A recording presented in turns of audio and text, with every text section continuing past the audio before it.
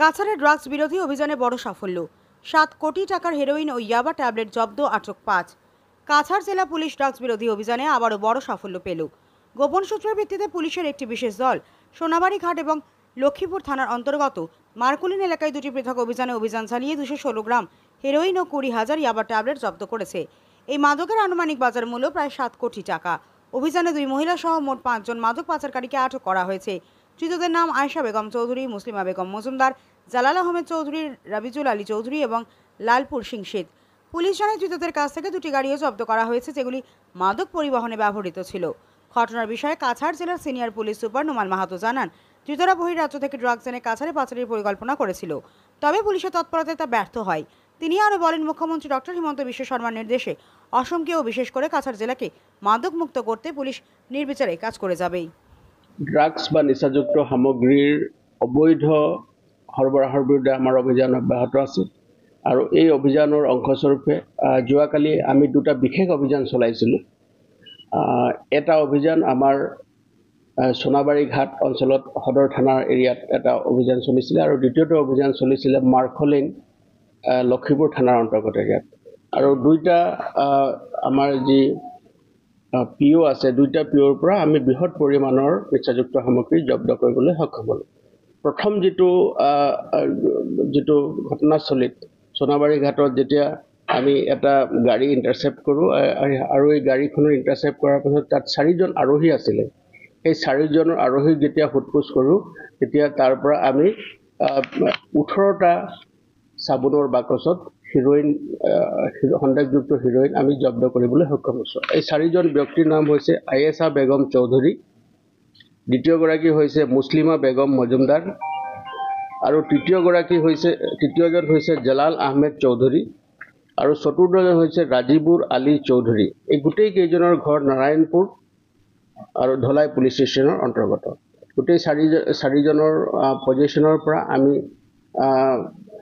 নিচাযুক্ত সামগ্ৰী হিৰোইন জব্দ কৰিবলৈ সক্ষম হৈছোঁ আৰু সেই নিচাযুক্ত সামগ্ৰীৰ যি ওজন আছিলে 216 গ্ৰাম আছিলে। আৰু এই গোটেই সামগ্ৰীখিনি আমি আইনগতভাৱে স্থলীতে আমি চিজ কৰোঁ। আৰু দ্বিতীয়টো স্থান হৈছে মাৰ্কলিন লক্ষীপুৰ। তাৰ এজন ব্যক্তিক আমি তেওঁৰ ঘৰৰ পৰা আমি ব্যক্তিজনক বিশেষ খবৰ সূত্ৰ খেদি আমি তেওঁৰ ঘৰত আমি অভিযান চলাওঁ আৰু সেই মানুহজনৰ নাম হ'ল লালপুৰ সিংজিত। তেওঁৰ ঘৰ হ'ল মাঞ্জা তিনিআলি, কাৰ্বি আংলং। তেওঁৰ পৰা আমি 20,000 ইয়াভা টেবলেট জব্দ কৰিবলৈ আমি সক্ষম হৈছোঁ আৰু তাৰ লগতে এখন বলেৰো গাড়ীও আমি জব্দ কৰিবলৈ সক্ষম হৈছোঁ। বলেৰো গাড়ীখনৰ নাম্বাৰ হৈছে AS09B6667। এই গাড়ীখনো আমি তাৰ লগত জব্দ কৰিবলৈ সক্ষম হৈছোঁ। আৰু প্ৰাৰম্ভিক তদন্তকালত আমি গোটেই সামগ্ৰীখিনি, যিখিনি সামগ্ৰী আমি নিচাযুক্ত সামগ্ৰী জব্দ কৰিলোঁ, সেই সামগ্ৰীখিনি আমি পৰীক্ষণ কৰোঁ ড্ৰাগ ডিটেকশ্যন কিটৰ জৰিয়তে আৰু আমি ইতিবাচক ৰিপ্লাই পোৱাৰ পাছত আমি গোটেই সামগ্ৰীখিনি ইণ্ডিপেণ্ডেণ্ট উইটনেছৰ উপস্থিতিত আমি সামগ্ৰীখিনি আমি জব্দ কৰোঁ। আৰু গোটেই যিখিনি সামগ্ৰী আমি জব্দ কৰিলোঁ, সেই জব্দকৃত সামগ্ৰিকভাৱে চোৰাং বজাৰত তাৰ মূল্য প্ৰায় 7 কোটিৰো অধিক হ'ব। বৰ্তমান আমি অধিক সোধপোছ কৰি আছোঁ। আৰু এটা কথা আমি আপোনালোকক জনাব পাৰোঁ যে লালপুৰ সিংজিত বুলি যিজন ব্যক্তি, তেওঁৰ ঘৰ হ'ল মাঞ্জা, কাৰ্বি আংলং। তেওঁ তিনিচুকীয়া জিলাত এটা ড্ৰাগছ সৰবৰাহৰ ঘটনাৰ সৈতে জড়িত আৰু তেওঁ কাৰ্বি আংলঙতো ড্ৰাগছ সৰবৰাহৰ ক্ষেত্ৰত তাতো তেওঁ জড়িত হৈ আছে। আমি যেতিয়া প্ৰাৰম্ভিক তদন্ত কৰিছোঁ এই কথা জনা গৈছে। গতিকে আমাৰ এই যি অভিযান আছে অব্যাহত আছে আৰু এই লোককেইজনৰ বিৰুদ্ধে অধিক তথ্য লাভৰ কাৰণে আমি তদন্ত চলাই গৈছোঁ।